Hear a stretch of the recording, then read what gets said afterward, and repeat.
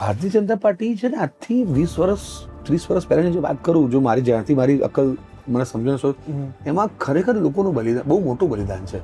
2 જોડી કપડાં પહેરી અને ઘર છોડીને સાહેબ એ લોકોએ રામ મંદિર હોય કે હિન્દુત્વનો મુદ્દો હોય કે ભારતીય જનતા પાર્ટીની જે 2 સીટો આવતી હતી કે 3 સીટો આવતી હતી, ત્યારે લોકોએ જે પ્રચાર પ્રસારનું કામગીરી કરી છે એ મેં 20 વર્ષ પહેલાનું હું નસીબદાર છું કે મેં જોયું છે. એ આખી કેડર આખી અલગ હતી. એને કશું જ સત્તા સાથે મતલબ નહોતો.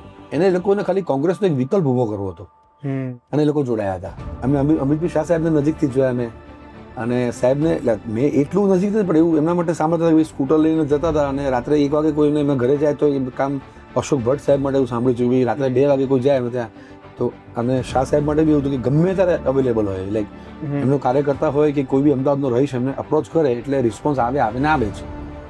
એ આ બધા લોકોનું મૂળમાં આજ આપણે વડાપ્રધાન સાહેબની વાત કરીએ તો બી આ બધા મૂળમાં તો બધા જે કોમન કાર્યકર્તા ને, અને એ લોકોની વચ્ચે ખૂબ રહે છે.